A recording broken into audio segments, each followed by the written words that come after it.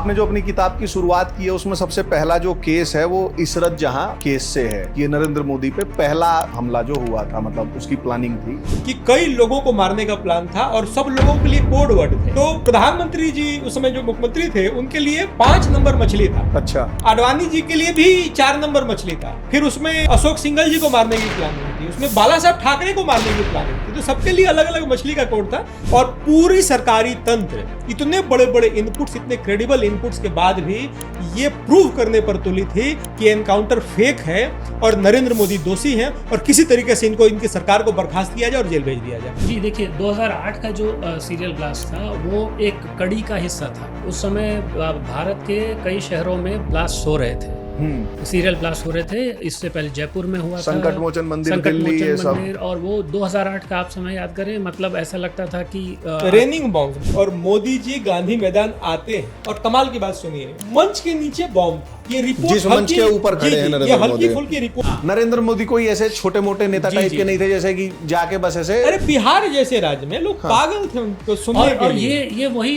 Rally है जिसमें उन्होंने स्पष्ट कहा कि बहुत हो गया हिंदू, बहुत हो गया मुसलमान। ये डिसाइड कर लें कि हिंदू मुसलमान करना है कि हम गरीबी से लड़ें। कि Rajiv Gandhi type of assassination करने का हम लोग प्लान कर रहे हैं। इसमें हम लोग फेल हो सकते हैं, हमारे ऊपर कार्रवाई हो सकती है, लेकिन इसके अलावा कोई उपाय नहीं है। ये रोना विल्सन लिख रहा है। रोना विल्सन प्रकाश तेलतुंबड़े को फादर स्टेन स्वामी क्रिश्चियन मिशनरी हैं। हाँ, वही में। हाँ, ठीक है। वो उनका प्रमाणित हो गया कि नक्सलवादी थे और हॉस्पिटल में मर गए, अपने चॉइस के हॉस्पिटल में मरे। लेकिन अभी चूंकि मोदी से लड़ना है, मोदी को किसी तरीके से बाहर करना है, तो अपने अपने झगड़े भूल जाइए, बाद में हम निपट लेंगे। तीसरी बात कि जो प्रोपेगेंडा मैकेनिज्म चल रहा है कि जिससे मोदी की साख खत्म कर दी जाए, उसमें कास्ट को भी एक हथियार की तरह यूज किया जा रहा है। नरेंद्र मोदी रोड शो करते नहीं है, बहुत लंबे रोड शो करते हैं। अब ये चुनावी दृष्टिकोण से या मतलब वो जो भी वो करते हैं वो हमसे ज्यादा बेहतर जानते होंगे, बट एज अ सिटीजन जो मेरा कंसर्न आता है कि एक आरपीजी होता है, रॉकेट प्रोपेल ग्रेनेड, जो वो करते हैं वो बहुत दूर तक मार कर सकता है और उसका कोई तोड़ जो एनएसजी भी है उनके पास भी, अगर कोई रोड शो कर रहा है, आरपीजी ने किसी ने चला दिया अगर, और दूर से चला दिया, हमने डोनाल्ड ट्रंप का अभी देखा, तो उसका तो कोई वो बचा नहीं है। तो क्या नरेंद्र मोदी को थोड़ा रोड शो के लिए कॉशियस, जैसा अन्न वैसा मन, तो उनका अन्न जहां से आ रहा होगा वैसा ही उनका मन। अब जो देखेगा वो बोलेगा ये ब्राह्मणिकल वाला ये कर रहे हैं, अन्न वेजिटेरियन, ये ब्राह्मणिज्म, ब्राह्मणिकल में भी आएंगे। वो नक्सलियों के डॉक्यूमेंट्स में है। ये वो अन्न नहीं है। अच्छा, ये वाला अन्न है। नमस्कार दोस्तों, कैसे हैं आप सभी लोग? उम्मीद करता हूं ठीक होंगे। अभी थोड़े दिनों पहले अमेरिका के पूर्व राष्ट्रपति डोनाल्ड ट्रंप पे एक जानलेवा हमला हुआ। जब उन पे गोली चली तो हम जो भारत में रहने वाले भारतीय हैं, सबसे पहले हम लोगों के दिमाग में क्या आया कि भाई नरेंद्र मोदी के साथ भी तो ऐसा हो सकता है, क्योंकि हम लोगों ने देखा था नरेंद्र मोदी जी का जो काफिला है वो पंजाब जा रहे थे, वो 15 मिनट के लिए रुका रह गया था, तो वो एक बहुत बड़ा सिक्योरिटी ब्रीच था। फिर मैंने इस पे और थोड़ा खोजना शुरू किया तो मुझे पता लगा कि एक किताब है जिसका नाम है the 4 attempts on Narendra Modi's life, जिसे लिखा है विनय सिंह और प्रशांत पांडे जी ने।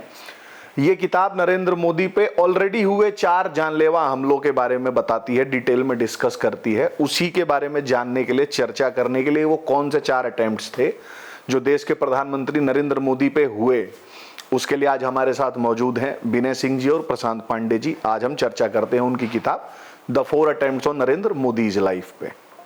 तो सर नमस्ते और स्वागत है आप दोनों जनों का हमारे पॉडकास्ट पे। कैसे हैं आप लोग? आनंद बढ़िया, आनंद। तो अभी आपने जो एक किताब लिखी है, अभी जैसे डोनाल्ड ट्रंप का अभी केस थोड़ा ठंडा हो भी रहा है, the 4 attempts on Narendra Modi's life, तो ये किताब लिखने का मतलब और ये टाइमिंग और ये मतलब टाइटल और इस टॉपिक पे किताब लिखी जाए, ये आप लोगों को थॉट कैसे आया? ये किताब लगभग 1 साल पहले तैयार हो चुकी थी। और दूसरा ये है कि डोनाल्ड ट्रंप पर जो प्रयास हुए उसे इस किताब के पब्लिकेशन का कोई संबंध नहीं है। हाँ, ये टाइमिंग ज़रूर उसके लिए शायद मुफीद होगी, क्योंकि एक चर्चा उसके बाद भारत में भी चली कि प्रधानमंत्री मोदी पर भी ऐसे प्रयास हुए थे क्या। तो पंजाब में जो हुआ, फ्लाईओवर पे उसकी घटना आई, कन्हैया लाल जी के हत्या के समय जो वीडियो जारी किए गए उसकी घटना का जिक्र हुआ। लेकिन हमारी जो किताब है उसमें हम 4 अटेम्प्ट्स की बात करते हैं, और 4 अटेम्प्ट्स केवल वो अखबारों की सुर्खियां नहीं बने, उस पर कोर्ट के जजमेंट्स आ गए, भारतीय एजेंसियों और अंतर्राष्ट्रीय रिपोर्ट्स हैं जिसमें ये प्रमाणित है कि उनके ऊपर 4 अटेम्प्ट्स हुए। तो उन 4 अटेम्प्ट्स को हमने लिया है इसमें। ये किताब पहले ही रेडी थी, समय इत्तेफाक है कि इसी तो साल भर पब्लिशर के नहीं, कुछ अपनी व्यवस्था भी रही। अच्छा। हमारी प्रशांत जी की, तो उसके कारण भी थोड़ा डिले रहा इसका। तो जैसे आपने बताया कि जो पंजाब वाला सबकी मेमोरी में है ही, क्योंकि वो सब ताजा ही था, वो किसान आंदोलन ये भी जो लास्ट हुआ ऐसा। आपने जो अपनी किताब की शुरुआत की है उसमें सबसे पहला जो केस है वो इशरत जहां केस से है कि ये नरेंद्र मोदी पे पहला जानलेवा हमला जो हुआ था, मतलब उसकी प्लानिंग थी। थोड़ा इस केस के बारे में बताएं, ये केस क्या था और क्या रहा इसमें। देखिए, इशरत जहां केस को आमतौर पे लोग जानते हैं कि ये पॉपुलर मीडिया में ये इसका टाइटल होता था हमेशा इशरत जहां फेक एनकाउंटर केस। तो ये कहानी सबको पता थी कि इशरत जहां और उसके जो जावेद और बाकी सारे 3-4 थे, ये लश्कर तैयबा के ऑपरेटिव्स थे और ये लोग जो हैं अटेम्प्ट कर रहे थे टू किल सम ऑफ मतलब Narendra Modi and other top leaders जो है, इनका एक वो था। क्राइम ब्रांच को इन्फॉर्मेशन मिली, क्राइम ब्रांच ने अपना एक्शन लिया, ऑपरेशन हुआ।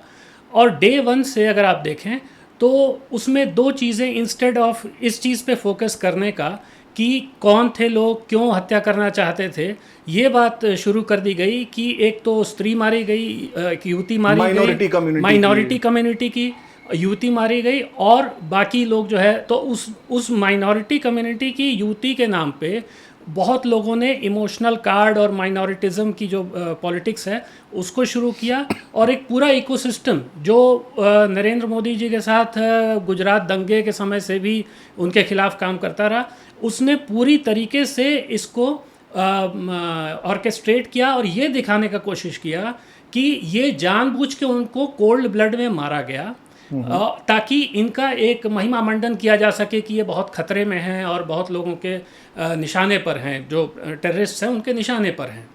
लेकिन इसमें 2-4 चीज़ें ऐसी आईं जिसके बारे में विनय जी और विस्तार से बताएंगे, मैं थोड़ा सा उसमें ये कर देता हूँ कि कोर्ट के अंदर जिस प्रकार से एक पहले तो जो हमारी होम मिनिस्ट्री थी उसका ये बड़ा फेमस केस है कि पहला एफिडेविट उसने दिया कि भाई इसमें सीबीआई इन्वेस्टिगेशन की कोई ज़रूरत नहीं है।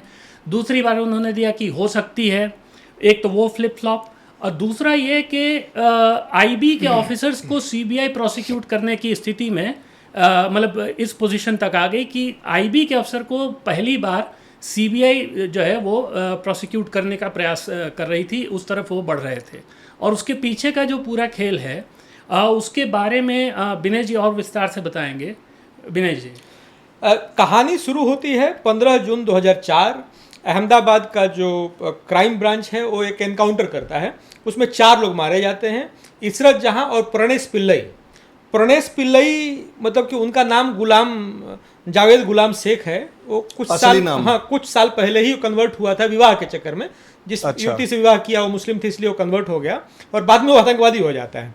और 2 लोग और थे, अमजद अली अकबर अली राणा, वो सरगोड़ा का था पाकिस्तान का, और दूसरा जिसान जौहर उर्फ रंगबाज, ये गुजरांवाला पाकिस्तान का था। ये 4 लोगों का इनकाउंटर होता है। इनकाउंटर जिस इनपुट पे होता है वो इंटेलिजेंस डिपार्टमेंट का इनपुट रहता है। और आईबी ये कहती है उसके बारे में आगे चल के जब कंट्रोवर्सी होती है कि हमारे पास खूब रिकॉर्ड्स हैं जिसमें आतंकवादियों के बीच की बातचीत रिकॉर्ड की गई है, बहुत सारी इंफॉर्मेशन है, लंबा सर्विलांस रखा गया जिसमें ये बात निकल करके आई कि कई लोगों को मारने का प्लान था और सब लोगों के लिए कोड वर्ड थे। तो प्रधानमंत्री जी उस समय जो मुख्यमंत्री थे उनके लिए 5 नंबर मछली था। अच्छा। आडवाणी जी के लिए भी 4 नंबर मछली था। फिर उसमें अशोक सिंघल जी को मारने की प्लानिंग थी, उसमें बाला साहब ठाकरे को मारने की प्लानिंग थी। तो सबके लिए अलग अलग मछली का कोड था। मोदी जी के लिए 5 नंबर मछली कोड था।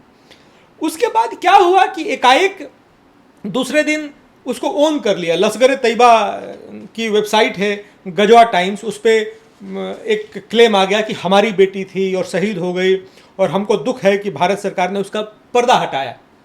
तो उसको लेकर के उन लोगों ने रोष व्यक्त किया और हमारी बेटी है, हमारी बेटी फिदाइन थी और वो शहीद हुई। फिर एकाएक 3 साल बाद 2003 में ये क्लेम 2004 में जून 2004 में ये क्लेम करता है गजवा टाइम। 3 साल बाद गजवा टाइम्स यू टर्न करता है।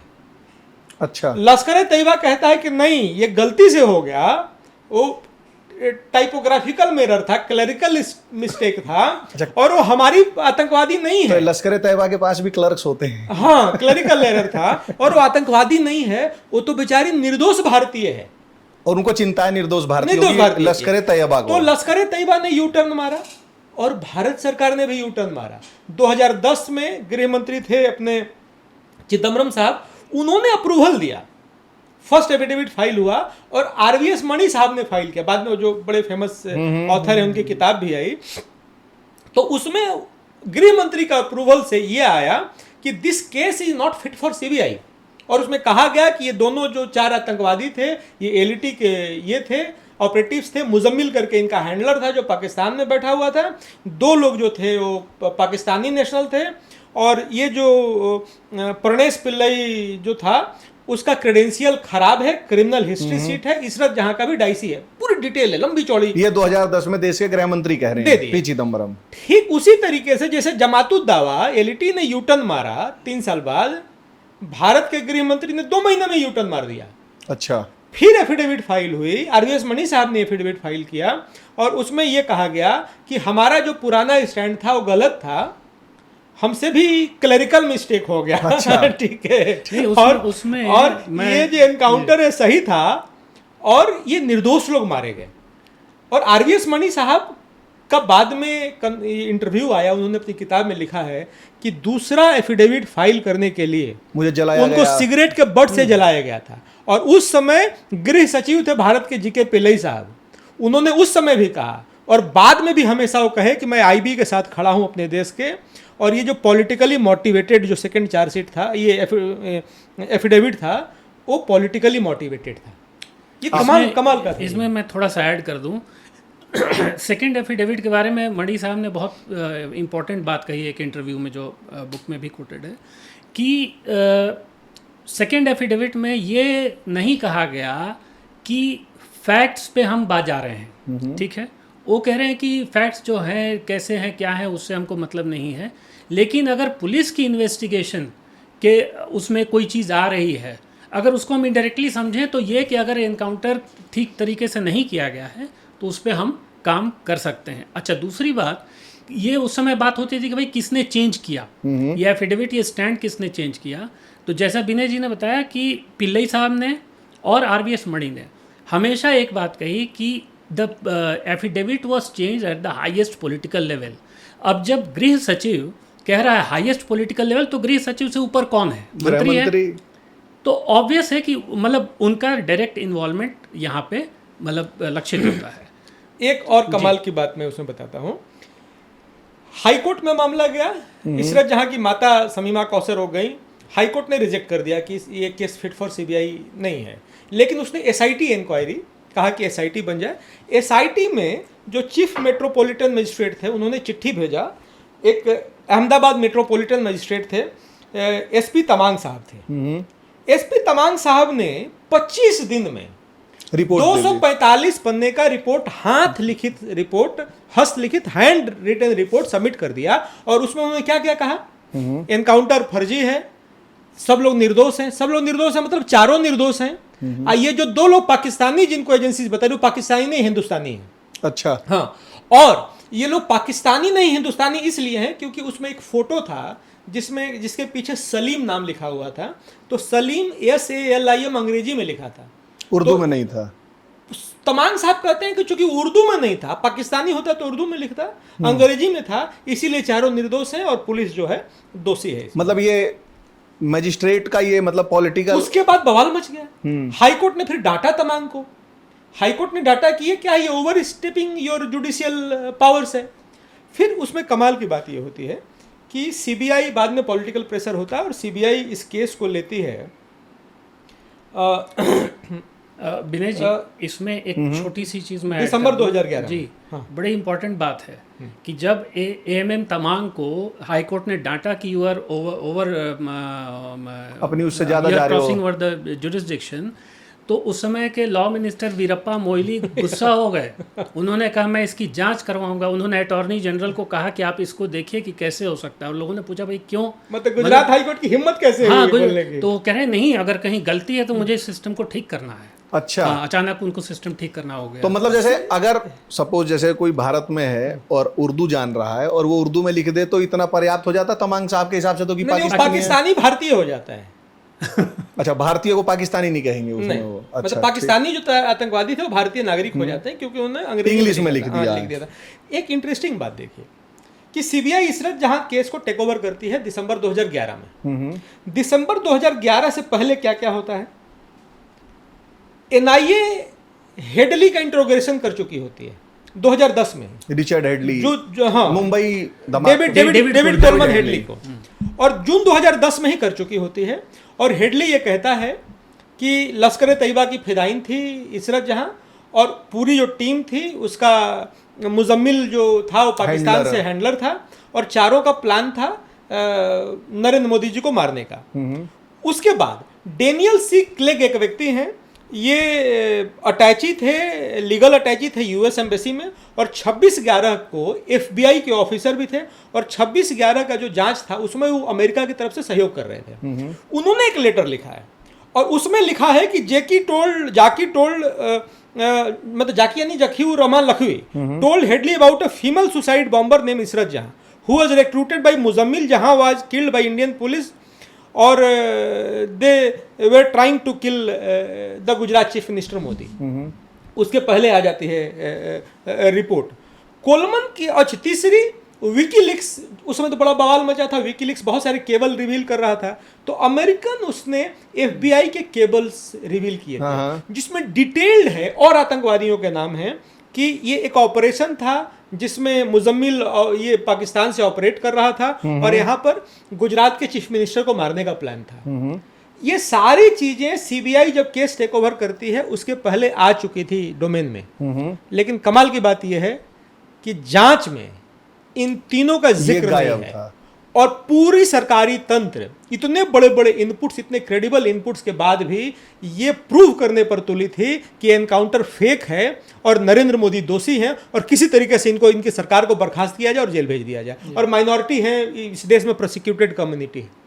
ये प्रूफ करने पे ये पूरी सरकार तुली पड़ी। इनफैक्ट संसद में जो है इसमें प्रश्न उठाया गया कि एनआईए ने इशरत जहान वाले पार्ट को क्यों छोड़ दिया, तो जवाब ये जो है आया कि क्योंकि वो उनके जो इन्वेस्टिगेशन है उस मतलब देवर इन्वेस्टिगेटिंग 26 से 11, तो इशरत जहां को छोड़ दिया उन्होंने। केटीएस तुलसी उन्हीं के सांसद थे जी, उन्होंने उठाया। बिल्कुल।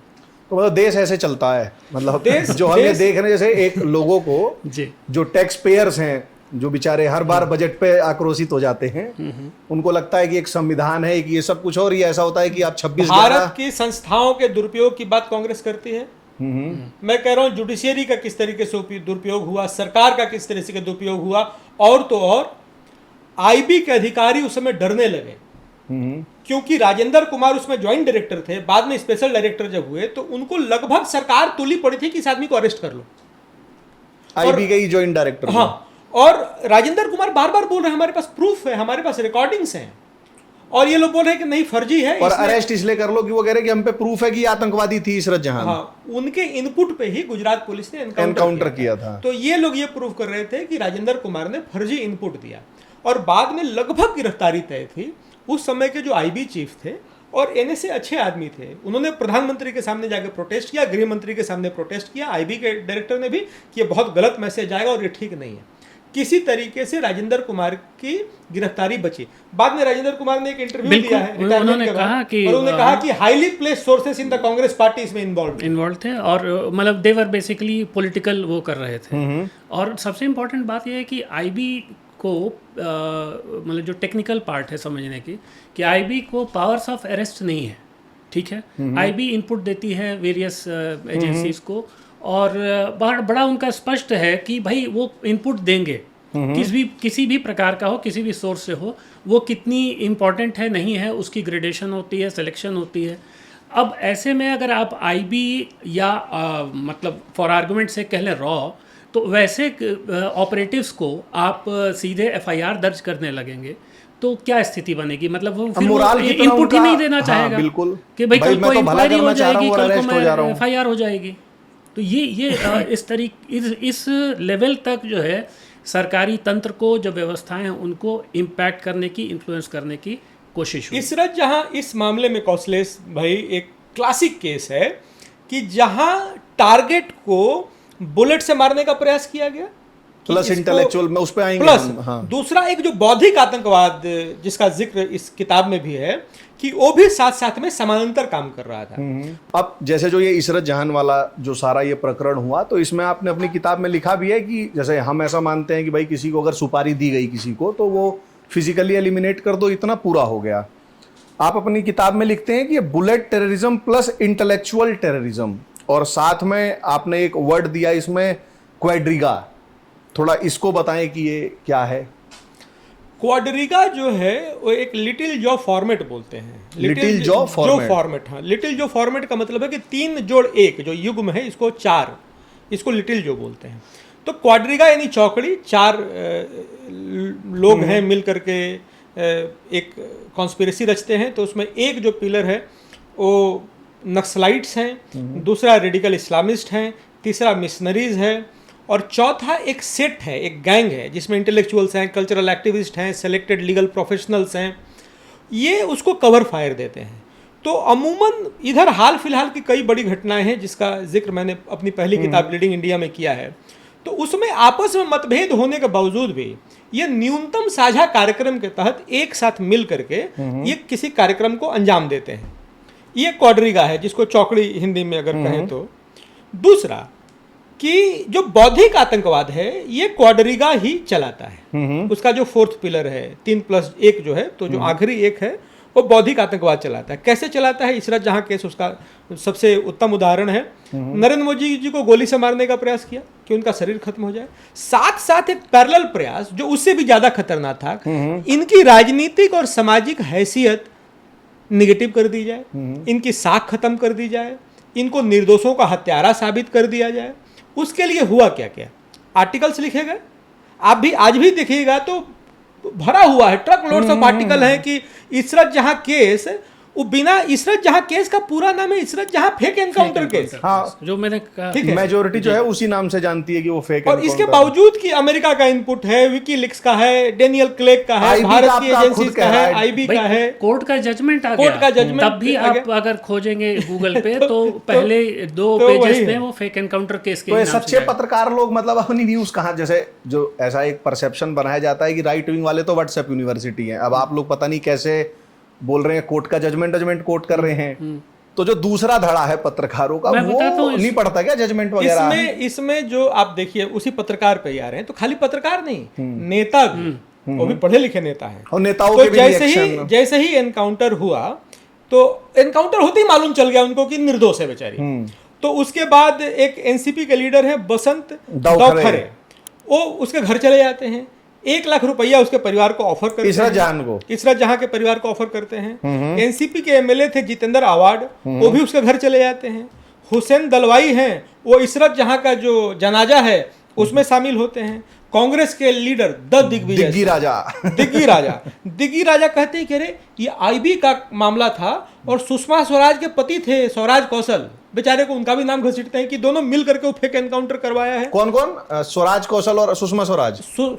सुषमा जी के जो पति हैं स्वराज कौशल जी, उन्होंने और आईबी ने मिल करके फेक एनकाउंटर करवाया है। तो उनका क्या वो था? दिग्गी राजा का जो स्वराज कौशल जी का क्या इंटरेस्ट था? मतलब एक बार को अगर कहें कि अमित शाह ने मिलकर करवा दिया तो एक कहानी गढ़ी जाती है ताकि आपको विश्वास हो।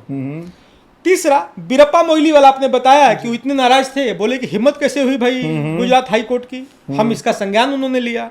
तीसरा, पवार साहब, शरद पवार, द ग्रेट पवार साहब। पवार साहब ने कहा इशरत जहां का क्या दोष था, ये निर्दोष लड़की मारी गई, ये मुसलमान थी इसलिए हत्या कर दी गई, इतने निर्दोष लोग जेल में गए, और अगर इसके कारण माइनॉरिटी के लोग, मुसलमान के लोग नाराज हो जाते हैं तो इसमें उनका दोष नहीं है। ठीक है। तीसरी बात, सीपीआईएम का पॉलिट ब्यूरो सबसे हाईएस्ट बॉडी है, वो कहता है कि the targeted killings of person belonging to the minority community, थोड़ा इस पे एम्फेसिस ज्यादा रहता है, by the state police reveals the state of affairs under Narendra Modi government. अंतिम बात पत्रकार वाली आ जाइए, उसमें तो सैकड़ों पत्रकार थे। एक पत्रकार है scroll.com की ज्योति पुनवामी, उन्होंने बड़ा लंबा चौड़ा लिखा, कांग्रेस पे भी नाराज थी उन्होंने आर्टिकल में कि कांग्रेस को जितना करना चाहिए कि इनोसेंट लोग मारे जा रहे थे उस पर कार्रवाई नहीं की कांग्रेस ने, और लिखती है कि innocent Muslim has been killed only to enhance Modi image and demonize Muslims.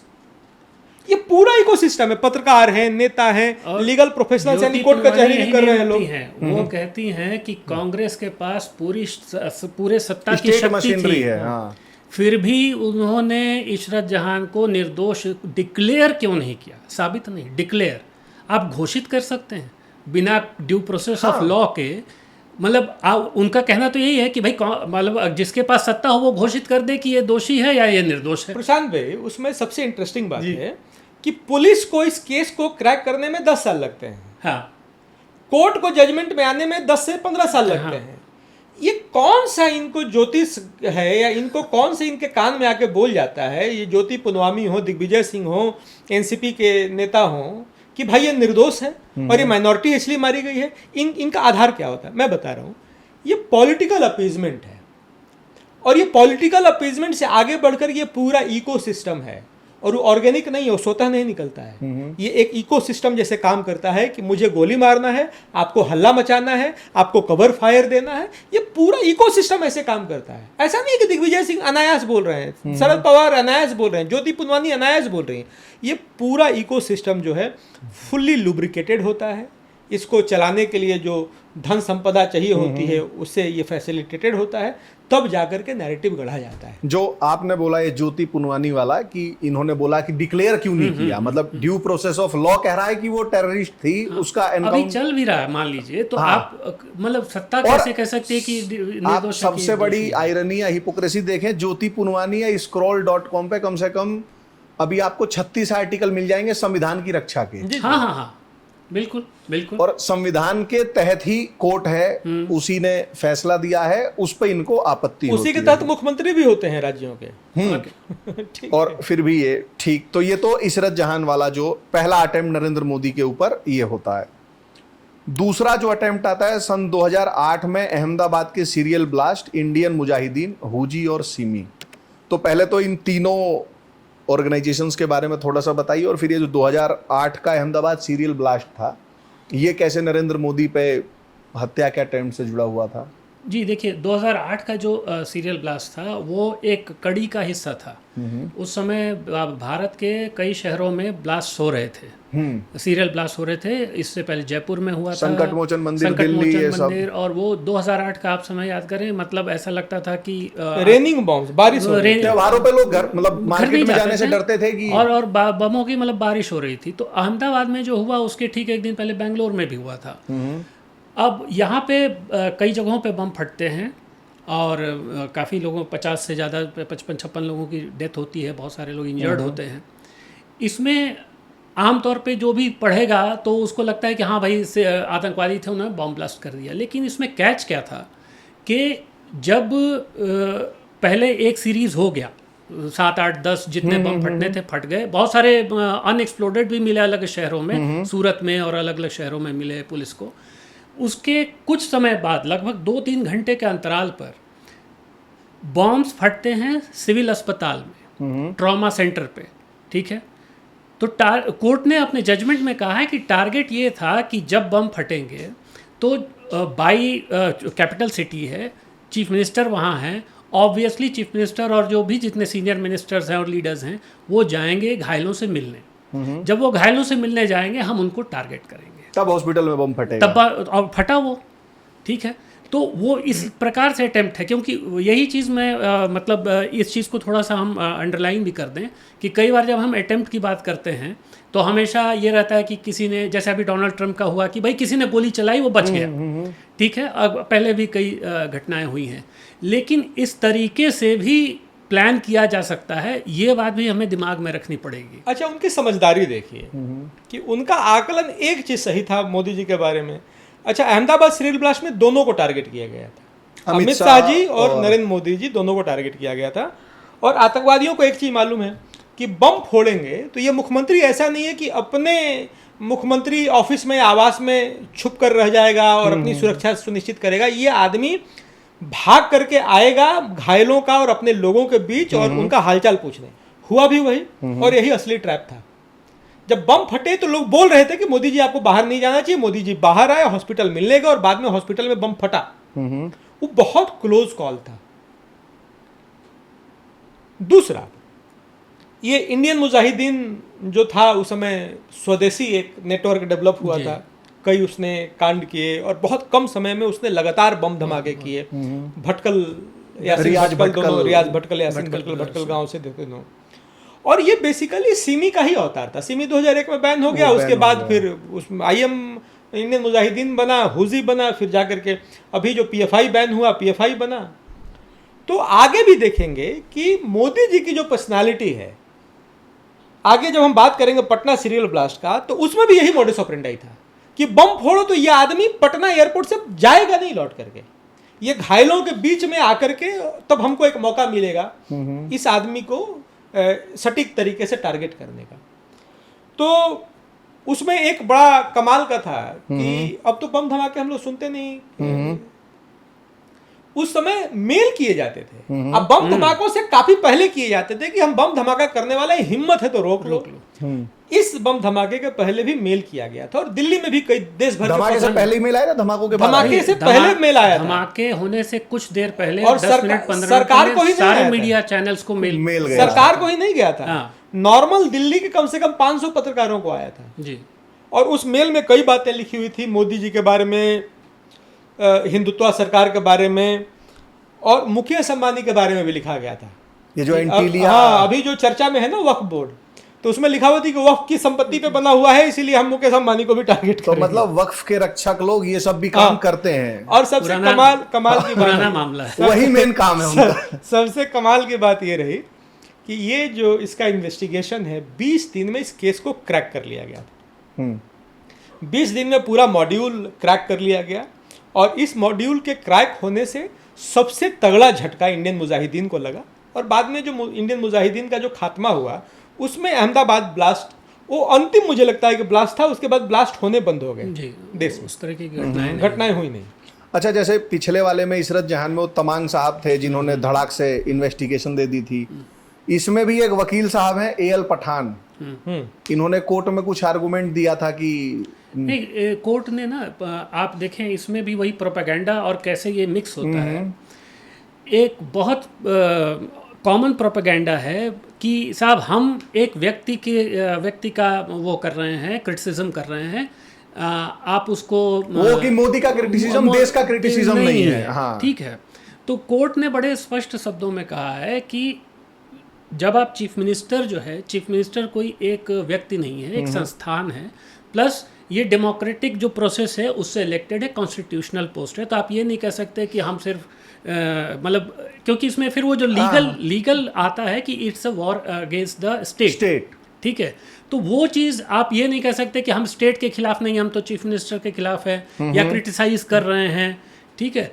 तो ये चीज़ जो है, इससे वही चीज़ फिर से दिखने में आती है कि जो एक्चुअल फिजिकल घटनाएं कर रहे हैं और जो उनको इंटेलेक्चुअल कवर फायर दे रहे हैं, ये सब लोग कितने कोऑर्डिनेटेड और मतलब एक तो तार मिलते हैं, एक कड़ी से दूसरी कड़ी जुड़ती है। तो मतलब जो लोग सन 2000 या उसके बाद या उससे एक आध साल पहले पैदा हुए हैं, तो उनको जैसे आज ये थोड़ा स्ट्रेंज लगता होगा, और लगता भी होगा यार सही बात है, मोदी को क्रिटिसाइज कर रहे हैं तो आप हमको देश विरोधी कैसे कह सकते हो। और ये आर्गुमेंट काफी मतलब ऐसे परसुएसिव है भी, मतलब कई बार लोगों को भ्रम भी हो जाता है कि हाँ भाई सही बात है, इंडिविजुअल है वो। तो ये 2008 में भी ये सब चीजें चलती थी। सबसे कमाल की बात अब देखिए कि 2004 में मोदी जी के ऊपर पहला अटेम्प्ट होता है। आप कहते हैं ना मोदी जी को लाभ हो गया, मोदी जी को उससे फायदा लेना था। 2004 में पहला अटेम्प्ट होता है। अब मोदी जी को उस दिन भी मालूम था और लगातार एजेंसीज के इनपुट भी आ रहे थे कि ये जेन्युइन एक टेरर मॉड्यूल था जो मारने की प्लानिंग में था। 2008 में हो जाता है अहमदाबाद सीरियल ब्लास्ट। लेकिन मोदी जी इन दोनों घटनाओं पर एक बार भी पब्लिकली उन्होंने नहीं बोला। मोदी जी ने बोला कब? 2022 में मतलब कितने साल बाद 2004 और 2022 में 18 साल का डिफरेंस 18 हो और जाता है। 14 साल हो गए दोनों के। 18 साल के बाद पहली बार उन्होंने बोला, अहमदाबाद सीरियल ब्लास्ट का जब जजमेंट आ गया उसके 2 दिन बाद, कि ये मामला कोर्ट में चल रहा था, इसीलिए मैं अपना मुंह नहीं खोल रहा था, और मैं जब गुजरात का मुख्यमंत्री था तब अहमदाबाद बॉम्ब ब्लास्ट ये हुए, निर्दोषों की हत्या हुई, और उसी दिन हमने कसम खाई थी उस खून सनी हुई माटी को लेकर के हाथ में कि हम इन आतंकवादियों को पताल से भी ढूंढ करके सजा दिलाएंगे। प्रधानमंत्री का पेशेंस देखिए आप। ट्रंप साहब तो तुरंत हुआ और वो मुद्दा बन गया वहां पे चुनाव का। 2004 के बाद कई विधानसभा चुनाव हुए, कई लोकसभा चुनाव हुए, और आज तक मुद्दा बनाना तो छोड़िए, मोदी जी ने उस पर बोला तक नहीं। जब कोर्ट का जजमेंट आया तब उन्होंने बोला। ये पेशेंस देखिए, पेशेंस। और ये संविधान की रक्षा की जो बात करते हैं वो देखें, मतलब जिसको एज एन एग्जांपल सीखना चाहिए। ज्योति पुनवानी को भी देखना चाहिए। बिल्कुल नहीं तो वो देखती, जैसे पता तो होगा ही जैसे, पर उसके लिए क्या होता है कि जो हमने देखा, सच के लिए खड़े होने के लिए आत्मा जिंदा होनी चाहिए।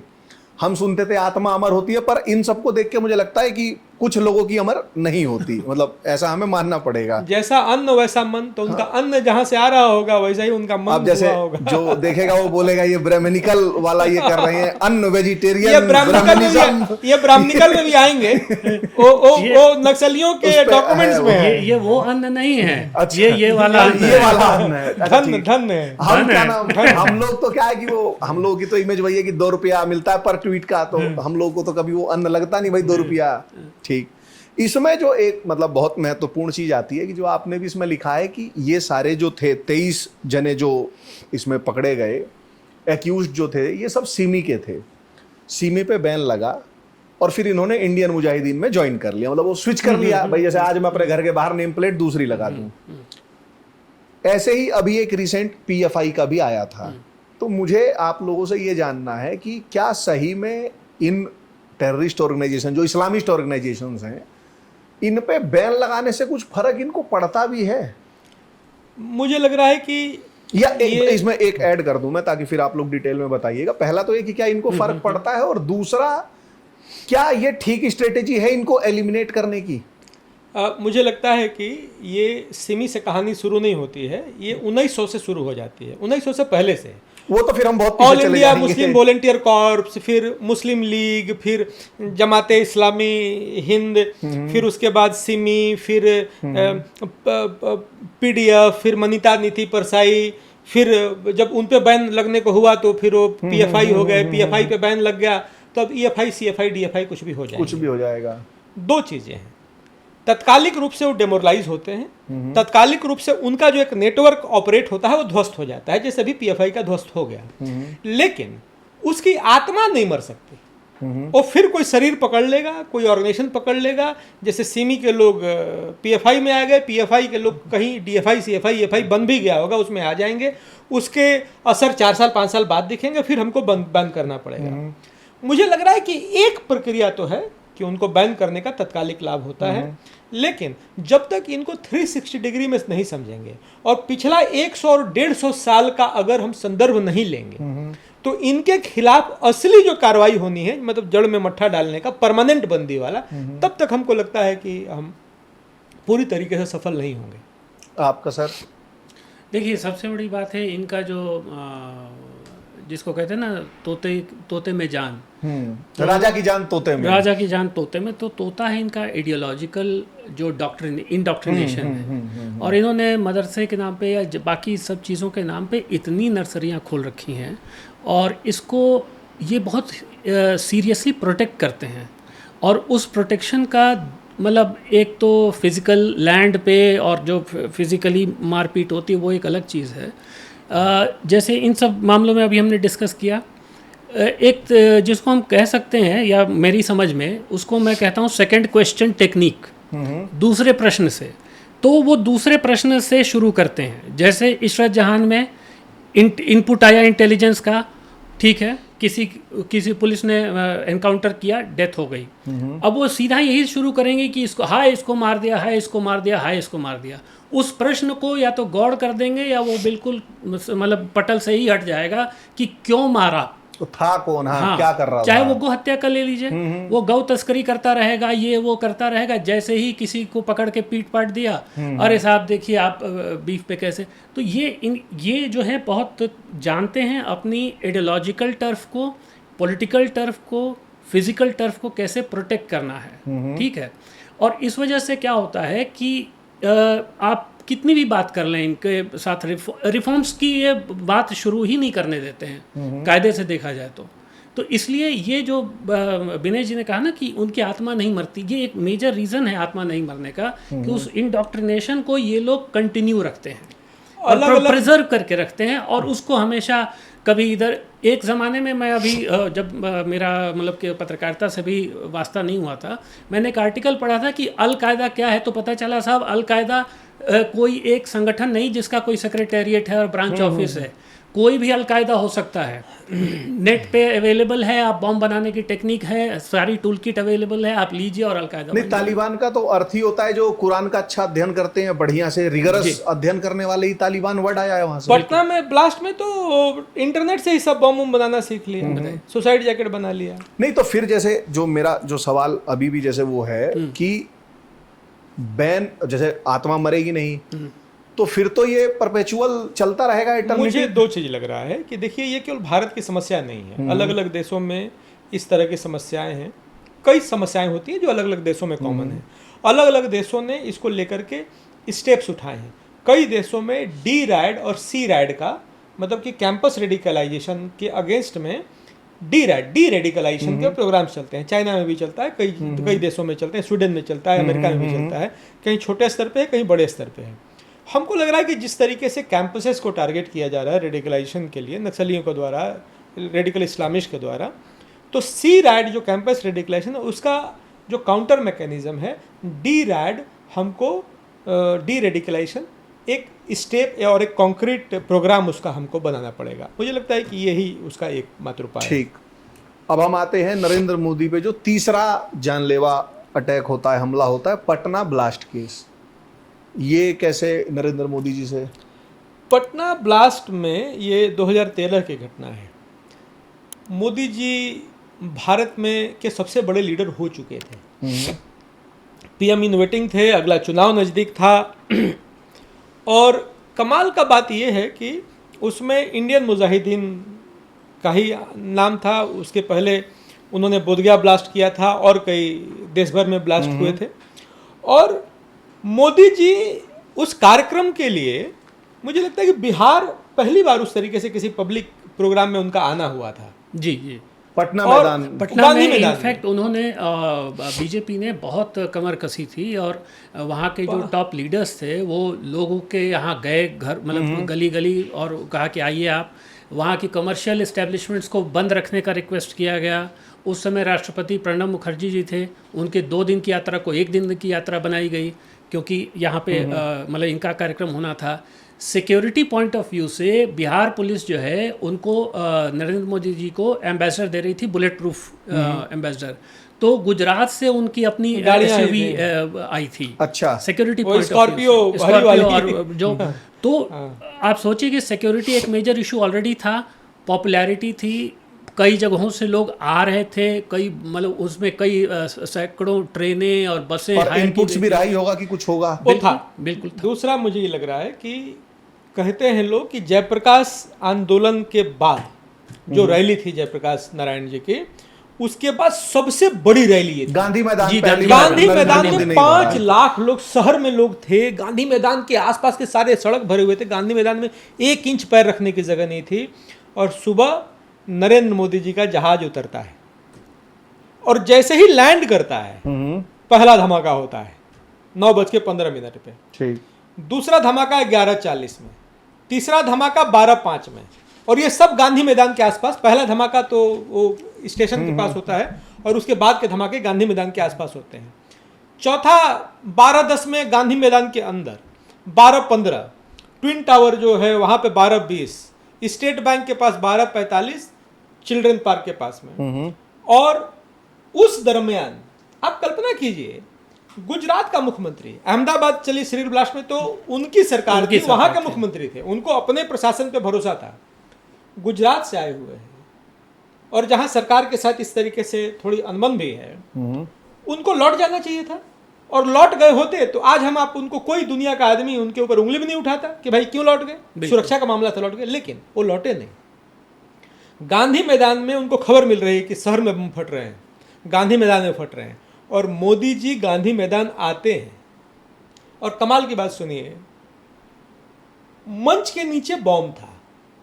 ये रिपोर्ट जिस मंच के ऊपर खड़े हैं नरेंद्र ये मोदी, हल्की फुल्की रिपोर्ट हुई कहीं कहीं, लेकिन ये पुख्ता जानकारी है। किसी कारण से वो, मुझे लगता है, चार्जशीट का हिस्सा नहीं बना होगा। जो पत्रकार उस समय उसको कवर कर रहे थे, उस समय की रिपोर्टिंग में ये है कि जिस समय मंच पर खड़े हैं, मंच के नीचे बम मिला, सबसे क्लोज कॉल। हालांकि बाद के खबरों में आप उसको नहीं पाएंगे। मैं तो कहूंगा कि ये नरेंद्र मोदी जी की किस्मत नहीं थी, ये हमारी आपकी किस्मत थी, इस देश की किस्मत थी। और इस देश को एक इतना सशक्त नेतृत्व मिलना था। तो कहते हैं ना, जाको राखे साइया मार सके ना कोई। अहमदाबाद सीरियल ब्लास्ट से भी क्लोज कॉल था। जिस मंच पर है, बॉम्ब के ऊपर मोदी जी खड़े हैं। दूसरा, 5 लाख की भीड़ है और ये तैयारी के बावजूद लोग इतने प्रेम से, मतलब कि मोदी जी पीक पर पॉपुलैरिटी हो गई थी उस समय, और दूर दूर से लोग उनको सुनने के लिए आए थे। गांधी मैदान, अगर 4 गांधी मैदान रहे होते तो भी छोटा पड़ गया रहता। और 5 लाख की भीड़, बॉम्ब फट रहे हैं, और मोदी जी मंच पर क्या कह रहे हैं? भाइयों और बहनों, इनफैक्ट आप यहां से जाइएगा, शांति से जाइएगा, आपको परेशानी नहीं होनी चाहिए, आपके कारण किसी को परेशानी नहीं होनी चाहिए, आप सही सलामत घर पहुंचिए, भारत माता की जय, भारत माता की जय। उनका जो एक स्टाइल है भाषण देने का, प्रशांत जी, कि लोगों को बांध देते हैं। और जो लोग उनके प्रेम में उनको सुनने आए थे, उन 5 लाख लोगों ने मोदी जी की बात का मान रखा। कल्पना कीजिए, मोदी जी उतरे, बॉम्ब फटा, मोदी जी उसी जहाज से वापस चले गए रहते। ये 5 लाख लोगों में अगर कोई आदमी उनको बांधने वाला नहीं रहता तो भगदड़ मची होती। जो 5 लोग मरे, वो कम से कम 50,000 लोग मरे होते। दूसरी बात, बॉम्ब फटने के बाद उनका जो गुस्सा होता बिहार सरकार के प्रति, पटना के प्रशासन के प्रति, तो 5 लाख लोग अगर निकलते सड़क पर, तो शहर का क्या हुआ होता, बिहार का क्या हुआ होता। और मोदी जी बाद में एक इंटरव्यू में कहते भी बिल्कुल, और नहीं कि कुछ चीजों को हैंडल करने का एक तरीका होता है। एबीपी के इंटरव्यू में उन्होंने बड़ा स्पष्ट कहा, 2-3 चीज़ें बड़ी स्पष्ट कही। एक तो ये, और वो भी मुद्दा क्या था कि पुलवामा जब हुआ तो ये वाइल्ड सफारी कर रहे थे जिम कॉर्बेट में, ठीक है। तो उसी के रिस्पॉन्स में उन्होंने, मोदी जी ने कहा कि चीज़ों को हैंडल करने का तरीका होता है। और तब उन्होंने पटना का एग्जाम्पल दिया। बोले कि मुझे पता चल गया था, मैं सभा रोक सकता था, अगर रोक देता तो फिर ये भीड़ कहीं चल पड़ती और कहीं किसी को टारगेट कर लेती या इतना स्टैम्पीड हो जाता, तो फिर क्या होता। तो आप जब, यदि मैं इसको थोड़ा सा फास्ट फॉरवर्ड आगे की तरफ करूं, और कोविड में जब उनका रिस्पांस हम देखते हैं कि इतनी बड़ी जनसंख्या है, ठीक है, दवा कोई नहीं है, बीमारी बढ़ती जा रही है, तेज़ी से फैल रही है, लोग मर रहे हैं, ऑक्सीजन ये वो पीपी किट हमारे पास नहीं है। वैसे में पब्लिक साइकोलॉजी, क्योंकि कोविड जो है वो एक पब्लिक साइकोलॉजी का भी केस है, मतलब साइकोलॉजी मेडिसिन या मेडिसिन इन साइकोलॉजी जो बोलिए, पब्लिक में जब, तो लोगों को लगने लगा कि नहीं, ये आदमी है तो कुछ ठीक है, चल जाएगा, झेल लेंगे, तो आदमी उतना मतलब वो नहीं होता है, डेस्परेट नहीं होता है। तो एक उसकी एक छोटी सी झलक वहाँ पे दिखती है कि इतने सारे लोग वो सामने खड़े हैं। और मुझे याद है कि मैंने वो भाषण पूरा देखा था उस समय। तो मतलब एक तो उनकी भाषण की ओरेटरी और उनके सारे एलिमेंट्स, एक भी एलिमेंट को उन्होंने छोड़ा नहीं। जैसे पहुंचते थे तो वहाँ की भाषा में पहले कुछ सेंटेंस बोलते थे भोजपुरी में, कनेक्ट हो जाना, लोगों कनेक्ट होना, फिर अपनी बात करते थे कि हम ये करेंगे ये करेंगे, फिर वो अपने पॉलिटिकल ओपोनेंट्स को लच्छेदार भाषा में और वो थोड़े पॉजेस के साथ उनको जो है रिडिक्यूल करना, सारी चीज़ें उन्होंने की। और इस दौरान उनको मालूम है कि बम फट रहे हैं, लोग घायल हो चुके हैं, कुछ भी हो सकता है।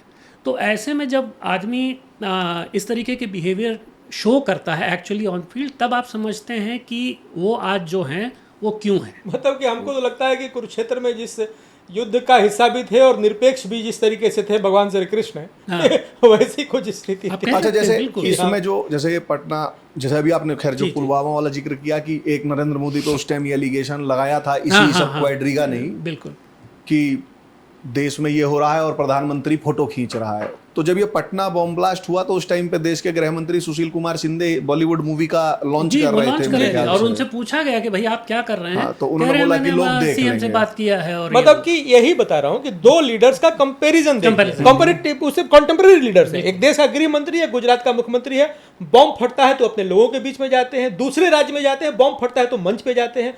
और दूसरा, इस देश का गृह मंत्री जब बॉम्ब फटता है तो वो बिजी है और बोलते किसी तरीके से पत्रकारों ने मेहनत करके बात किया, बोले हाँ मेरी बात हो गई नीतीश कुमार से, गृह मंत्री का काम पूरा हो गया। इसमें कोर्ट को क्या जानकारी मिली इस पूरे बॉम्ब ब्लास्ट में? कोर्ट लगातार कोर्ट के जजमेंट में है कि मोदी जी को मारने का प्रयास हुआ था, उसमें इम्तियाज, ये जजमेंट में लिखा जजमेंट हुआ का है पार्ट है। गुरविंदर सिंह जज हैं, 27 अक्टूबर 2022 को जजमेंट आया, उसमें 10 लोगों के नाम थे। एक व्यक्ति उसमें सरकारी गवाह बन जाता है, उसी ने असली बात, जो सरकारी गवाह बनता है उसी को सुसाइड बॉम्बर बनना था। अच्छा, उसी को सुसाइड बॉम्बर बनना था। जैकेट टेस्ट हुआ था रांची में ही, इरम लॉज है वहीं पे जैकेट बनाया गया, रिमोट कंट्रोल, उसकी टेस्टिंग भी हो गई, सिथियो गांव था वहां पे सब कुछ हुआ था। तो हैदर अली उर्फ ब्लैक ब्यूटी और इम्तियाज अंसारी, ये दो मेन किरदार हैं इसमें। तो केवल पटना में ही प्लान नहीं था, उसके लिए बजाते रेकी की गई थी छत्तीसगढ़ में और कई जगहों पर रेकी की गई थी। इनकी रैली में ये लोग पहले भी गए थे, ट्रेनिंग की भी बात हुई थी नक्सलियों से। नक्सल ट्रेनिंग की बातचीत थी। और कमाल की बात यह है कि हमको लगता है कि शायद वो पक्ष छूट गया जो भीमा कोरेगांव इन्वेस्टिगेशन में आके पूरा हुआ कि रेडिकल इस्लामिस्ट और नक्सलियों का संबंध क्या है। क्योंकि ये आतंकवादी जो हैदर अली और इम्तियाज हैं, ये नक्सल ट्रेनिंग की बात कर रहे हैं, लेकिन उसके बाद उस इन्वेस्टिगेशन में बात आगे बढ़ती नहीं है।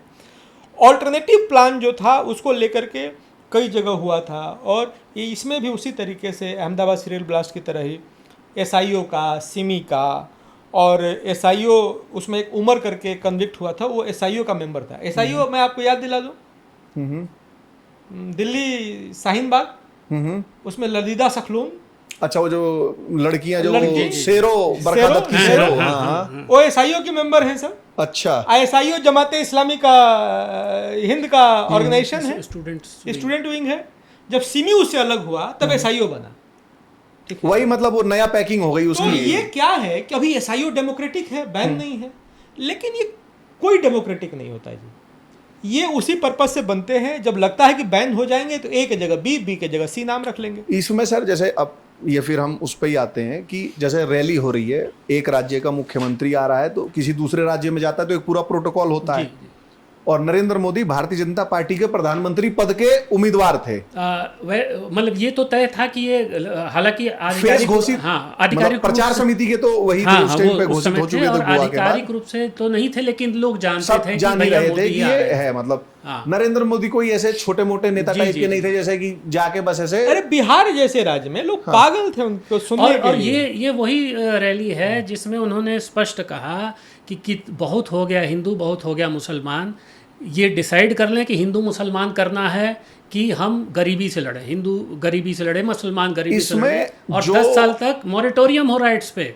इस वाले में मुझे स्पेसिफिक ये पूछना है कि जैसे जो सिक्योरिटी स्टेब्लिशमेंट है, जो भी सिक्योरिटी जिसका काम होता है देखना मुख्यमंत्री की और ये सब का, मंच के नीचे बम जिसपे नरेंद्र मोदी खड़े होने वाले हैं, जैसे मैंने जो देखा है थोड़ा बहुत कि वो कोई भी ऐसे जाता तो पहले एक आधा घंटा पहले जाके पूरा सैनिटाइज करते हैं। तो जैसे वहां जब ये सब हुआ तो जिनके जिम्मे था वो, उन पे कोई गाज गिरी? बाद में इन्वेस्टिगेशन में तो कई लोग डिसमिस सस्पेंड हुए सस्पेंड। लेकिन उस समय क्या हुआ कि तुरंत फिर गुजरात पुलिस ने भी टेक ओवर कर लिया था मंच की सुरक्षा। नहीं, जैसे मुद्दा ये है कि भाई जैसे आप रिस्पॉन्सिबल हो कि यहाँ रैली होगी, सुरक्षा आपको देखनी है, आप जो भी हो, मतलब पुलिस महकमे में या जिस भी महकमे के, ये कितना बड़ा सिक्योरिटी ब्रीच और फेलियर। मतलब अगर मंच के नीचे टोटल फेलियर था, अगर मंच के नीचे ही बम पहुंच जा रहा है तो फिर हेड्स रोल क्यों ना हो जिनके जिम्मे थी वो सिक्योरिटी? ऐसा हुआ इस देश में कुछ? इसकी उस समय तो जानकारी वैसी नहीं दिखती है। राम भरोसे ही फिर वो हुआ कि दूसरे किसी मुख्यमंत्री के लिए भी कुछ ऐसा छोड़ दिया जाए। ठीक, उस समय जो पटना के एसएसपी थे, बड़े सिंघम एसएसपी हैं, मूछ ऐसे लंबी लंबी, सिंघम फिल्म आने के बाद रखी, तो मनु महाराज। अच्छा, तो मनु महाराज इतने बहादुर और इतने काबिल आदमी हैं कि उनके ऊपर फेक गैलेंट्री अवार्ड लेने का आरोप लगा। नक्सल एनकाउंटर में गए नहीं, सीआरपीएफ के 2 जवान थे जिन्होंने एनकाउंटर किया सासाराम में, चुटिया में, और बड़ा चर्चा का विषय रहा। तो बाद में सरकार का भी फेलियर देखिए कि उनका गैलेंट्री अवार्ड वापस नहीं हुआ, साथ में जिनको 2 को नहीं दिया जा रहा था उनको जोड़ दिया गया उनका नाम कि तुम और एनकाउंटर रात को हो गया था, सुबह जाकर के अपना चश्मा पहन के मूछ लेकर के AK-47 लेकर फोटो खिंचाए, गैलेंट्री ले लिए। ऐसे ऐसे नकारा लोग जब शहर की सुरक्षा में रहते हैं तो आतंकवादियों के लिए सुविधा रहती है। मतलब कि 10 जगह रेकी करने के बाद पटना को ही क्यों चुना, तो उसमें मुझे लगता है कि SSP साहब की काबिलियत देख के भी चुना। हाँ कि भाई गैलेंट्री अवार्ड ले ही लेंगे ये तो। खैर अब हम आते हैं जो किताब का अंतिम हिस्सा है, चौथा नरेंद्र मोदी पे अटैक का, भीमा कोरेगांव केस। अब ये केस तो हम डिटेल में ही करेंगे, जैसे इशरत जहां हमने चर्चा की। ये केस तो जो मार्केट में परसेप्शन है कि वो दलितों वर्सेस अपर कास्ट ऐसे था और उनको मनाने नहीं दिया गया दलितों को महाराष्ट्र में, फिर ये सब बवाल हुआ। तो इसका तो कोई कनेक्शन ऐसा दिखता नहीं है, केवल ये कि महाराष्ट्र गुजरात का बॉर्डर स्टेट टाइप हो जाए। तो ये भीमा कोरेगांव पहले तो केस क्या है और ये नरेंद्र मोदी से कैसे जुड़ता है? भीमा कोरेगांव एक स्थान है वहाँ महाराष्ट्र में, और वहाँ पे पहले अंग्रेजों के इसमें एक महार रेजिमेंट होती थी जो दलित रेजिमेंट था। तो महार रेजिमेंट ने एक बार विजय हासिल की, बहुत कम संख्या में महार्स थे और पेशवाओं को उन्होंने अपनी अंग्रेजों की तरफ से लड़े थे और पेशवाओं को उन्होंने हराया था। तो हर साल वहाँ पे कॉन्फ्लिक्ट की स्थिति रहती है। वहाँ एक मेमोरियल बना दिया अंग्रेजों ने और वही कहते हैं कि फॉल्ट लाइन्स पैदा करने वाली स्थिति। तो महार लोग जो वहाँ हैं दलित उसको सेलिब्रेट करते हैं कि भाई हमने पेशवाओं को हराया। अब पेशवा उसके विरोध में रहते हैं कि भाई, तो एक कॉन्फ्लिक्ट की स्थिति हमेशा रहती है। तो शुरू में लगा, हर साल होता है वो टेंशन, और शुरू में लगा कि ये तो कास्ट कॉन्फ्लिक्ट है। लेकिन धन्यवाद हो पुणे पुलिस का, उस समय अभी जो DGP महाराष्ट्र हैं रश्मि शुक्ला उस समय कमिश्नर होती थे, और वहाँ एक ज्वाइंट कमिश्नर पुलिस थे RG कदम, रविंद्र गायकवाड़ कदम, एक SP थे शिवाजी पवार। ये कमाल की टीम थी कि जब उन्होंने इन्वेस्टिगेशन करना शुरू किया तो ये मामला खुलते खुलते खुलते खुलते जो अर्बन नक्सल एक मिथ माना जाता था, पूरे देश भर में फादर स्टेन स्वामी रांची से पकड़े गए, साईं बाबा यहाँ पे नाम आ गया, दिल्ली यूनिवर्सिटी JNU से रोना विल्सन पकड़ा गया, सिराज JNU से पकड़ा गया, और प्रधानमंत्री को मारने की साजिश का खुलासा हुआ। मतलब कि भीमा कोरेगांव अपने आप में साजिश नहीं थी मारने की प्रधानमंत्री की, लेकिन भीमा कोरेगांव घटना में रेडिकल इस्लामिस्ट, नक्सल्स, पूरा ये इकोसिस्टम इन्वॉल्व था एक बड़े लेवल पे कास्ट वायलेंस करने के लिए।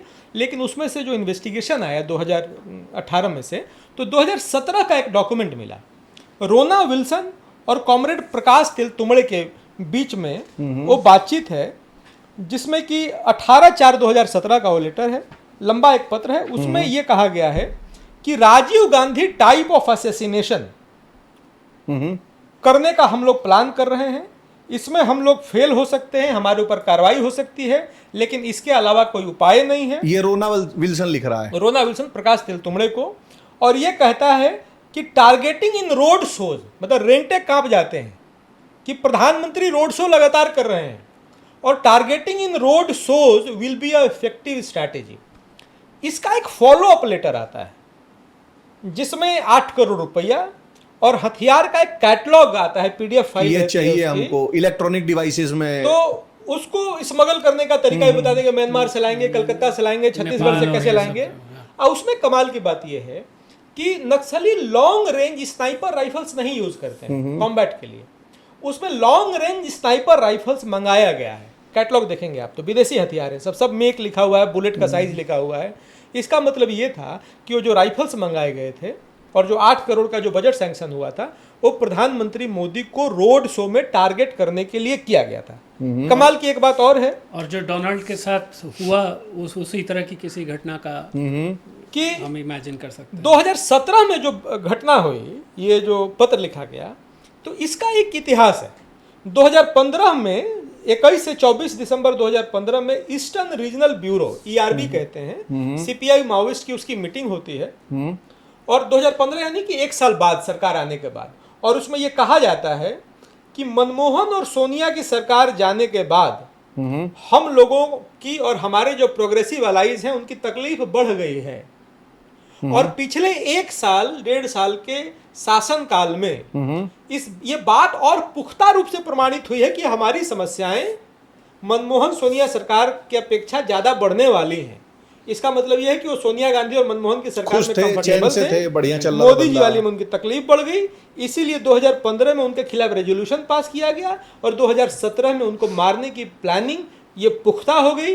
8 करोड़ का बजट सैंक्शन हुआ और हथियार मेक सारा डिजाइन अप्रूव्ड था और उनको मारा, उनको टारगेट करने का प्लान था रोड शोज में।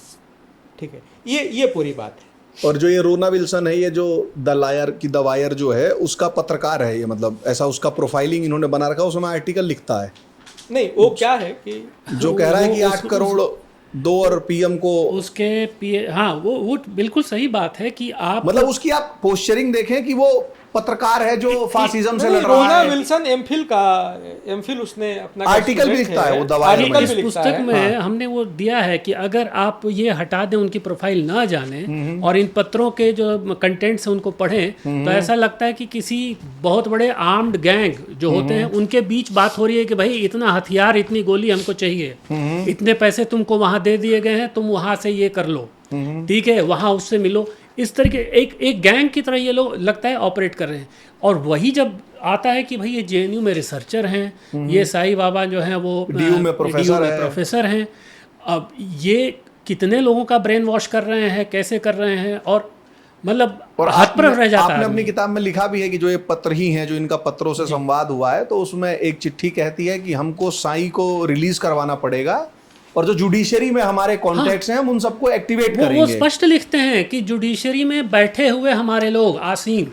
और अब हम अगर अब ये देखें तो ये हमारा दुर्भाग्य कहें या वो कहें कि जीएन साईं बाबा छूट भी जाता है। हाँ। और छूट के आता है तो रवीश कुमार से लगाए जितने भी ये पत्रकार हैं, ये सब उसका इंटरव्यू करते हैं, उसको स्टेज देते हैं। का भी लोग बोलते हैं बेचारा अपाहिज है, विकलांग है साईं बाबा। साईं बाबा मेन ये था। और उसमें कमाल की बात है कि नक्सलियों का जो पत्र है उसमें ये लिखते हैं कि जेएनयू में और डीयू में साईं बाबा के जेल जाने के बाद नुकसान हुआ है, इसीलिए हमको पार्टी के काडर्स का रिस्ट्रक्चरिंग करना पड़ेगा। अब समझ लीजिए। और एक तरफ साईं बाबा को लेकर कांग्रेस भी, सारे लोग जय साईं बाबा कर रहे हैं और साईं बाबा घोर नक्सलाइट हैं जी। और सुनिए, रोना विल्सन पढ़ाई कर रहे हैं, एमफिल का डिजर्टेशन उन्होंने सबमिट किया, कोई ये चेक करने वाला भी नहीं था कि एमफिल का डिजर्टेशन में उसका टाइटल क्या है। उसका टाइटल है इंडिया, गौर कीजिएगा, India whether semi feudal, semi colonial और नियो कॉलोनियल। मतलब तीनों भारत के बारे में अपशब्द हैं और उसको ये प्रूव करना है कि इंडिया जो है वो नियो कॉलोनियल है, सेमी फ्यूडल है, सेमी कॉलोनियल है। और ये पास भी हो गई होगी, इसकी पास भी हो गई होगी और उसका टैक्स पेयर ही पैसा भी दिया होगा प्रोफेसर का। देशभक्त आप करेंगे तो वहां तो आपको पास नहीं होने दिया जाता। जेएनयू की बदनामी हुई, पूरा जेएनयू उस तरीके से नहीं रहा। हाँ, लेकिन नक्सलियों के टारगेट पे जेएनयू जैसे ऑर्गेनाइजेशन, ये कैंपस, डीयू जैसे कैंपस और देश भर के कैंपस रहे और उनका फंक्शन था। और इसलिए ये प्रमाणित होता है कि जो डॉक्यूमेंट्स निकले नक्सलियों के पत्राचार में, तो जितना प्रोमिनेंटली कैंपसेस का जिक्र है और खासतौर पे जेएनयू और डीयू का, वो बहुत डराने वाला है, बहुत चौंकाने वाला है। और अर्बन नक्सल से नहीं है, जैसे इसमें फादर स्टैन स्वामी आए। अब फादर स्टैन स्वामी झारखंड में वो एक बहुत बड़े फिगर हैं।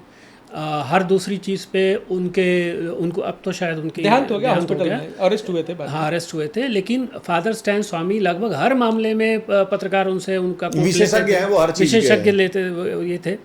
तो जो मिशनरीज और अर्बन नक्सलिज्म, रेडिकल इस्लामिज्म और सारा ये एनजीओ और सिविल सोसाइटी का जो एक नेटवर्क है, इन सब का जो गठजोड़ है और इनके जो इश्यूज हैं, आप देखें शुरू से लेकर अभी तक, पिछले 15-20 साल की हम लोग बात कर चुके लगभग, हर में वही मतलब यूजुअल सस्पेक्ट्स हैं और मतलब उन्हीं इश्यूज को उठाना। प्रशांत भाई जी, ये फादर स्टैन स्वामी क्रिश्चियन मिशनरी हैं। हाँ, वही मैं, हाँ, ठीक है।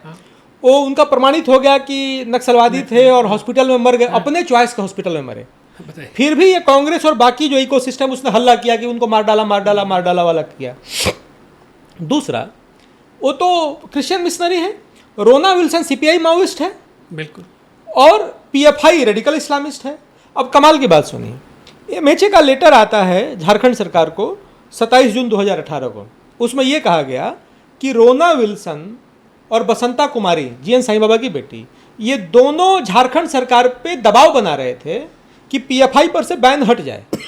तो सीपीआई माओइस्ट ये दबाव बना रहा है कि पीएफआई इस्लामिक रेडिकल ऑर्गेनाइजेशन पे ये दबाव ये हट जाए। दूसरा एक प्रयास हुआ था जिसमें सीपीआई माओइस्ट और पीएफआई को मिलाया जाए कहीं प्लेटफॉर्म पे, उसके लिए भी बसंता कुमारी और अंजनी कुमार मल नाम का एक व्यक्ति दोनों प्रयास कर रहा था। तो वो तो क्रिश्चियन मिशनरी है, पीएफआई से क्या संबंध, पीएफआई का सीपीआई माओइस्ट क्या संबंध। तो मैं वही कह रहा हूं कि आजकल जो बड़े कार्यक्रम हो रहे हैं, जो बड़ी घटनाएं हो रही हैं, कोई एक ऑर्गेनाइजेशन नहीं कर रहा है। आपस में पीएफआई और सीपीआई माओइस्ट के झगड़े होंगे, कांग्रेस सीपीआई माओइस्ट के झगड़े होंगे, लेकिन अभी चूंकि मोदी से लड़ना है, मोदी को किसी तरीके से बाहर करना है, तो अपने अपने झगड़े भूल जाइए, बाद में हम निपट लेंगे, लेकिन एक कॉमन मिनिमम प्रोग्राम के नाते कि मोदी को हटाओ। सबसे कमाल की बात है, भीमा कोरेगांव कास्ट वायलेंस पे हुआ, मणिपुर अभी कास्ट वायलेंस के कारण ही चल रहा है। कास्ट वायलेंस से नक्सलियों का क्या संबंध है? फॉल्ट लाइन है। नक्सलियों का जब डॉक्यूमेंट देखेंगे तो उनका सबसे मेन डॉक्यूमेंट जो है, सीपीआई माओइस्ट बना 2004 में, एमसीसी और पीडब्ल्यूजी का मर्जर हुआ, 9th कांग्रेस हुआ था, सीपीआई माओइस्ट का 9th कांग्रेस बोलते हैं। तो एक डॉक्यूमेंट बना, strategy and tactics of Indian revolution, Kobad Gandhi भी उसमें थे डॉक्यूमेंट बनाने में। तो उसका 13th चैप्टर था अर्बन पर्सपेक्टिव। 2007 में जो 13th चैप्टर था वो एक फुल फ्लेज डॉक्यूमेंट बना, क्योंकि 13th चैप्टर ज़्यादा प्रोमिनेंट था। उस डॉक्यूमेंट का नाम बना यूपीयूए, अर्बन पर्सपेक्टिव और वर्क इन अर्बन एरियाज। तो अर्बन नक्सल का कंसेप्ट वहीं से आता है। तो उसमें यह कहा गया है कि जो अंडरग्राउंड कैडर्स हैं, आज जो एक्सपोज नहीं है उनको दिल्ली और बड़े शहरों में भेजो, आज जो एक्सपोज हो गए हैं उनको अंडरग्राउंड कर दो। और स्टेट का आर्ट ऑफ सर्विलांस बढ़ गया है, हमको कैडर्स मिल नहीं रहे हैं जंगल के लिए, तो इसीलिए हमको ज़्यादा से ज़्यादा अर्बन होना है। अर्बन में क्या क्या करेंगे, छोटे छोटे संगठन बनाओ, लेबर यूनियन बनाओ, पूजा पंडाल समितियों में घुसो, आरडब्ल्यूए कमिटियों में घुसो, छोटे छोटे इश्यूज पे जैसे पिंजरा तोड़ हॉस्टल गोइंग गर्ल्स पे बना, वैसे वैसे ऑर्गेनाइजेशंस बनाओ। और जब कोई कॉल आए तो शहर का लॉ एंड ऑर्डर ध्वस्त कर दो, 50,000 लाख लोगों का मोबिलाइजेशन करो, कास्ट बेस्ड यूनिटी करो, कास्ट बेस्ड जो झगड़े हैं उनको बढ़ाओ। और कास्ट के डिबेट्स कहाँ कहाँ हो रहे हैं, सिलिकॉन वैली में हो रहा है, सिंसिनाटी में हो रहा है, जर्मनी में हो रहा है, स्पेन में हो रहा है, स्वीडन में हो रहा है, हंगरी में हो रहा है, दुनिया भर में ये कार्यक्रम करने जा रहे हैं और इंडियन कास्ट पे डिबेट कर रहे हैं। राहुल गांधी भी जा रहे हैं। मुझे ये लग रहा है कि राहुल गांधी का जो कास्ट को लेकर के जिस तरीके से एक्टिव हैं, वो फ्रीक्वेंसी मैच क्यों कर रही है नक्सलियों के डॉक्यूमेंट से, 2004 और 2007 से, स्टीर और यूपी यूएसए और बाकी जो भीमा कोरेगांव में बाकी जो जब्त किए गए हैं, उसमें एक लाइन है अश्लेष जी कि use the caste based struggle to arouse the masses into open militant struggle. और ऐसा होने से the law and order will break down and the system will collapse. तो इनका नियत कास्ट कॉन्फ्लिक्ट से, कास्ट वेलफेयर नहीं है, कास्ट कॉन्फ्लिक्ट को बढ़ा करके इस देश के सिस्टम और लॉ एंड ऑर्डर को कोलैप्स करना है। इस पे मेरा एक क्वेश्चन है, मे बी आप लोग उस पर डिसएग्री करेंगे।